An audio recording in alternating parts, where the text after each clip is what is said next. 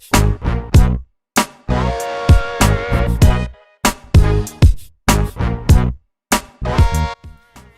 Annissa here, and this week's Ask Annissa video column. And this week, I am excited to have a special guest with me, who I will let introduce herself. Hi, I'm Casey from Faithful Disaster Restoration, and I've been with this company for about a couple months. Yeah, and she is in the beautiful state Of Billings, Montana. Yes, we're doing our hands-on experience with us, and she had an awesome question that she asked me yesterday in class, and I wanted her to ask it on camera. So can you kind of rephrase what you asked me yesterday? So as a woman, we can be more empathetic. So how do you deal with those emotions? I'm sure, starting off, it's a little tricky. How do you deal with those? Yeah. Well, so that is a super good question. And let's face it, I know sometimes it kind of tends to scare people or shy them away, but fire is emotional, okay? It's a whole lot more emotional to walk into your laundry room and it's black and you can't see anything versus there's 2 inches of water on the floor. I mean, trust me, either one's pleasant, right?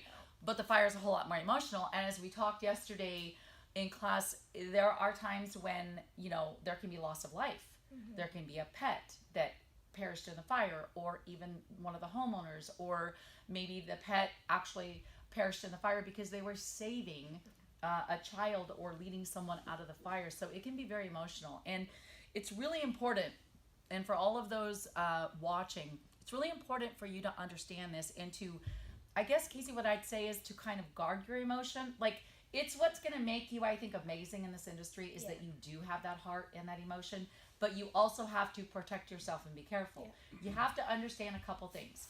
We're the superhero in the cape that come in like the ER doctor and helps that, car crash victim and hopefully save their life. Mm-hmm. But we can't let that become we can't take their trauma on. Okay, it's about not taking on their pain. It's acknowledging it, it's being compassionate and helping them through the process to hopefully ease their emotion and their pain, but we can't take it on as our own. And this was actually something, and I shared this with you yesterday, that I kind of had to learn in the beginning, because I would come home with, I had shoulder pains, I was having massive neck pain, I was actually at the point of getting migraine headaches, because when I'd leave a job, because I was just taking all this on, and I was feeling so bad, and what was going to happen when I leave, and this sort of thing. And the best advice that I would give you is, number one, don't ever change that about yourself, because it's what will help you in this industry, okay? Because if we're not in it to be that superhero and to help our community and help people through a tough time, then we shouldn't be in it. Yeah. But you have to protect yourself. So go in, use your experience, your training, to help them through that moment that you're in, and then you have to trust that from there they'll continue the process correctly, and you have to let that go. Yeah. Okay?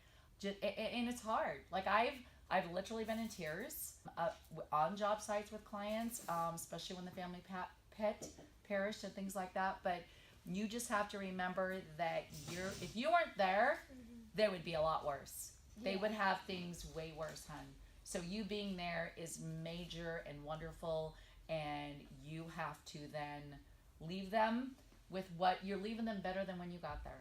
And you leave them with that, and then you have to let it go and leave it for them. Does that make sense? Yes, it does. Okay. Totally. Awesome. Well, I hope that helped a little bit, and thank you so much for being brave and being on camera with me. I always like it when I have a guest up here. Well, hey guys, I hope you enjoyed the video, and you know what to do. You be sure and send me your questions, anything burning that you want to know, no pun intended, to Annissa@firehouseeducation.com, and I just might feature you on next week's Ask Annissa video column.